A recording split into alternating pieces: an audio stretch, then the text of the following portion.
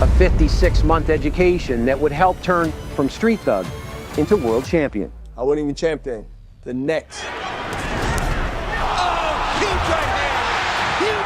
We're used to thinking that a prison sentence completely destroys a person's fate forever. But there are exceptions, when prison walls don't break a man, but turn him into a real monster. Hopkins lands and knocks down. Right now, you're going to see the stories of fighters who literally went through hell and find out how that experience opened the door to absolute greatness in the ring. Tyson, laying it on, pouring it on, down goes Bruno, into the rope. This is Boxing Space. Here we go. By the age of 26, Mike Tyson was already sitting firmly on the heavyweight throne until 1990, when he suffered a sensational defeat to Buster Douglas. What an uppercut by Douglas, and down goes Tyson. After that, the whole world doubted Mike's power, and every fight became harder and harder. He's not gonna make it. And the final nail in the coffin of Mike Tyson's career was supposed to be a 6-year prison sentence. Marion County Prosecutor's Office filed a motion with Judge Gifford on Wednesday afternoon asking that Mike Tyson reimburse the county to the tune of $150,000. From that point on, there was a huge question mark hanging over Mike's future. I'm not guilty of this crime. I didn't hurt anybody. No black eyes, no broken ribs. However, just 3 years later, Iron Mike walks out a free man for good behavior and shows the world his new terrifying physical shape. Dude, he was prison jacked.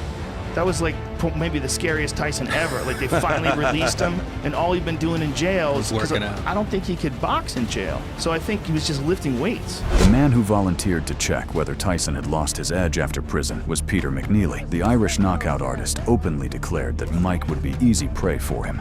I'm Hurricane Peter McNeely from Medfield, Mass. On Saturday night, watch me kick Tyson's ass. And Tyson just calmly waited for the fight to cut the loudmouth's long tongue off right there in the ring. The bout began, and already in the opening seconds, the overconfident Peter ran into Tyson's sharp blades. After that, Mike fully got down to a public execution. Mills Lane had stopped that nonsense because they were starting to butt heads. Tyson with a left hook, a right hook, and down goes McNeely again. McNeely's hurt this time, Steve. He's very hurt. A quick knockout became the perfect start to Mike's comeback. Didn't get started. That's a crime for McNeely. But even after that victory, there were still skeptics who believed Iron Mike's power was left in the past forever. I am no McNeely. I'm Buster Mathis, and I could bring it to him. Like Buster Mathis Jr., a killing machine who wanted to tear Tyson apart. Elias McDowell, he is hurt. What's on? There he goes down. Big right hand. So everybody know how Mike Tyson's going to act November 4th. So it's up to me how I'm going to react. The fighters met in the ring, and Mike showed with his every move that he couldn't let what his opponent had said go unpunished. Walk around a fighter like... But the opponent turned out to be a tough nut to crack, and his shot stung just as hard as the trash talk before the fight. McNeely was able to back up Iron Mike Tyson. Knowing those punches of that Peter McNeely fight, he missed backing up. Oh, and another miss. And he has done that knee, which is something he's not only not used to, but not as good. Then, Mike cranked the engine up to maximum and loaded a signature uppercut straight onto the off switch on his opponent's jaw. Frank Cappuccino. Oh, Tyson. Pivot. Swing around on your opponent's side and then crack. Oh, he got a right uppercut. Another right uppercut. And down. That day, Iron Mike proved to everyone that he came out of prison only stronger and was ready to fight for the championship title. Knockout Mike Tyson. Where the opponent was someone very familiar to Tyson, Frank Bruno. So, they part. Back in 1989, before their first fight, Bruno had been pouring dirt all over Tyson. Well, just turn up on Saturday the 16th of March and you'll see how things are going to be different. I'm going to knock him right into Donkin's lap. Quite simple. Not being flash, not being cocky. I've got a family to support. See myself knocking out Mike Tyson spectacularly.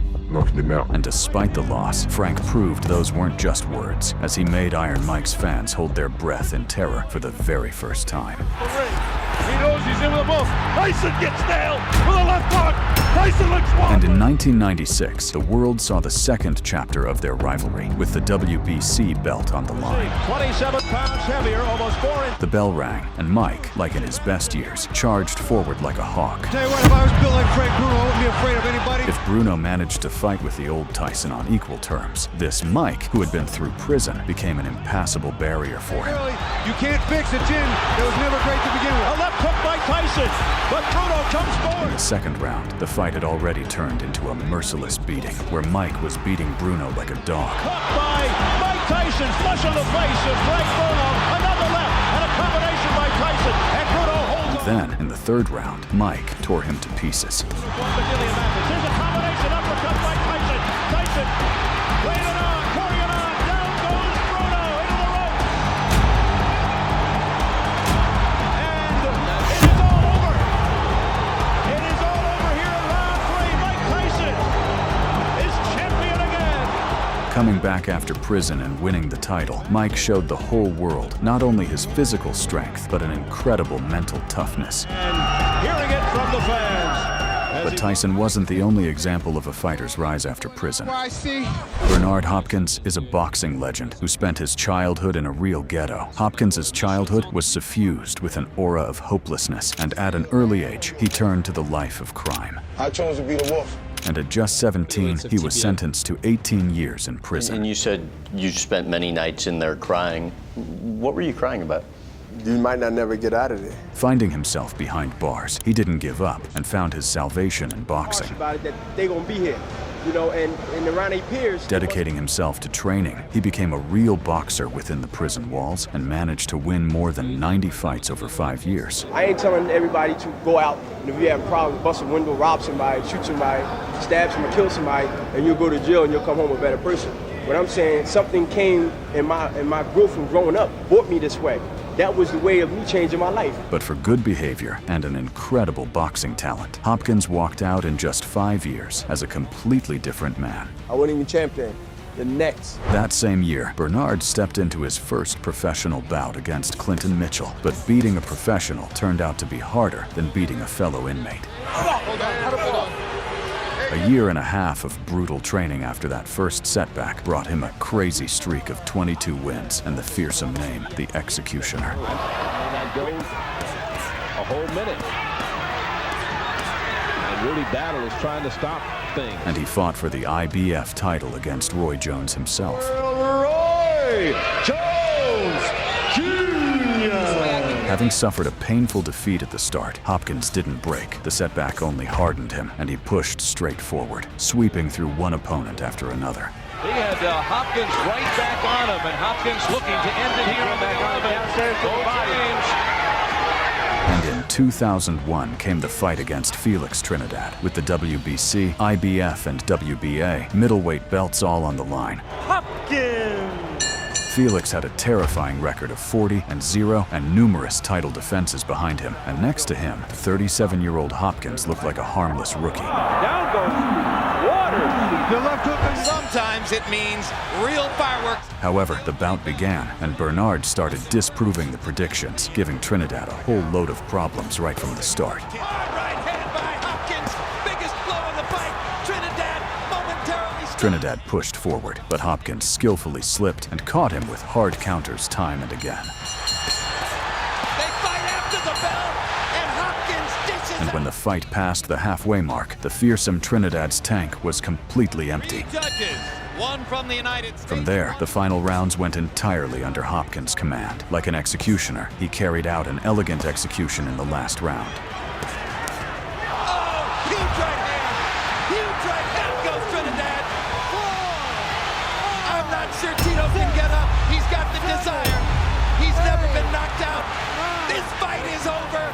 Steve Smith. With that victory, Hopkins became the undisputed champion and proved that at such age, he was still capable of great wins. Executioner Hopkins! Thanks to that status, Bernard earned the biggest fight of his career against Oscar De La Hoya. Carrying the nickname the Golden Boy, he had conquered 6 weight divisions and was arguably the biggest star in boxing in the early 2000s. With the pressure, and the fight is over. Oscar De La Hoya. And the other loss loss goes way back to his... By the time of the fight, the now 40-year-old Hopkins was once again not considered the favorite, but the love of countless fans around the world pushed him forward. You have to hustle him. However, in the ring, the executioner ran into a harsh reality, since due to his age, he was completely outpaced by his opponent. I don't know what Bernard's setting his left hook for to the body, but, you know, here it is. Awesome. But after a couple of rounds, Hopkins had fully completed his adaptation to the pace and began tearing his opponent apart without mercy. Side there, and barely eked out a win. And in round 9, he drove his blade right under his opponent's rib. He's a master at that. Oscar comes with an uppercut, there's a body shot. Oh, he really whacked him with that left hook. If that's on the liver, Oscar, the way he's reacting, may not be... Oh, he's not getting up. It's up to 7 and 8 and 9. That's how Hopkins handed De La Hoya his first stoppage loss and became the biggest star in boxing at 40 years old. Champion of the world, Bernard Hopkins. However, it's not only hungry newcomers from the streets who end up behind bars, but also dollar multimillionaires at the absolute peak of their careers. Floyd Mayweather, nicknamed Pretty Boy, first made himself known at the Atlanta Olympics, where he won a bronze medal. That was the beginning of his golden era, as Mayweather started collecting titles, building his flawless record of 42-0. 117. However, he reached the peak of his media popularity after his victory over Miguel Cotto in 2012. Still undefeated. Because that's when the world found out that Floyd had also been using his wife as a sparring partner, and the court handed down a prison sentence. After serving 2 months in prison, Floyd returned to the ring, but he was no longer rated as the world's top boxer. Mayweather was released early because of good behavior. He served 2 months of his 3-month sentence. To prove the boxing fans wrong, he took the fight against the undefeated Saul Canelo Alvarez. Never going to give up. But his legs are not there. This time, I don't think... By 23, the Mexican had already caught up with Mayweather in wins, and in terms of status, he had arguably surpassed Floyd altogether. Here we go! But when the bout began, Pretty Boy immediately showed the cocky young man what prison-forged toughness looks like.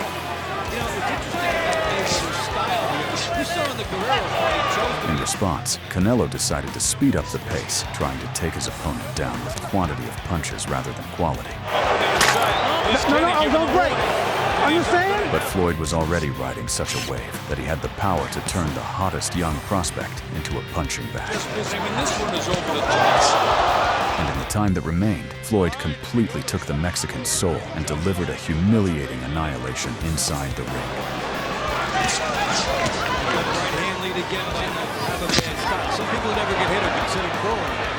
And seeing that performance, the judges handed the victory to Floyd Mayweather, who had put on one of the best fights of his career.